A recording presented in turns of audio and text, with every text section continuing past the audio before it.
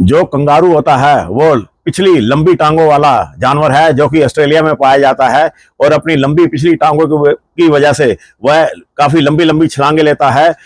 Kangaroo की जो छलांग होती है वो 9 से लेकर के 10 मीटर तक लंबी होती है और जो कंगारू होता है उसकी जो हाइट होती है, ऊंची जो छलांग है वो करीब 3 मीटर से लेकर के 3.5 मीटर ऊंची छलांग मारता है। कहने का मतलब ये है कि 11 से 12 फीट ऊंची छलांग कंगारू आसानी से मार सकता है।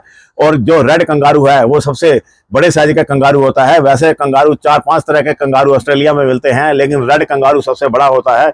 उसका वजन 90 से लेकर के 100 किलो तक चला जाता है। जो फीमेल होती है वो करीब 70 किलो की होती है। और जो ये जो कंगारू होता है इसकी जो पूंछ है वो उसको अपनी तीसरी टांग की तरह इस्तेमाल करता है और पूंछ के दम पर वो बैठ भी जाता है। इसके अलावा कंगारू जब आपस में लड़ते हैं तो वो बॉक्सिंग की तरह किक मारते हैं एक दूसरे को और इंसान की तरह 2 पैरों पर भी खड़ा हो जाता है। जब कंगारू खड़ा होता है तो वो 2 मीटर से भी ज्यादा ऊंचा हो जाता है। कंगारू की जो चाल होती है उसके जैसी चाल दुनिया में किसी जानवर की नहीं होती। कंगारू की चाल कुछ कुछ मेंढक जैसी होती है, वो छलांग मार करके आगे को बढ़ता है। और एक मेन चीज ये है कि कंगारू पीछे की तरफ नहीं चल सकता, जैसे इंसान पीछे की तरफ ऐसे चल सकता है। इवन हाथी भी पीछे की तरफ चल लेता है, टाइगर भी चल लेता है, दूसरे जानवर भी चल लेते हैं, लेकिन जो कंगारू है वो पीछे की तरफ नहीं चल सकता।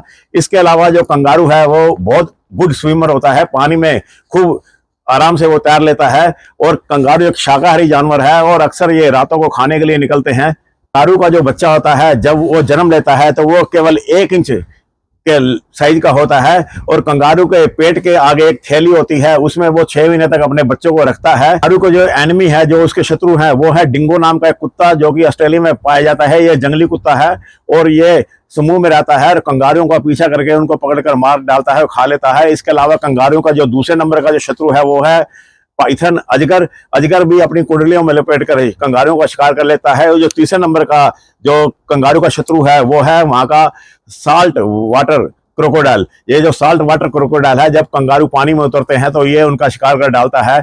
इस प्रकार ये 3 मेन शिकारी वहां पर हैं कंगारू के।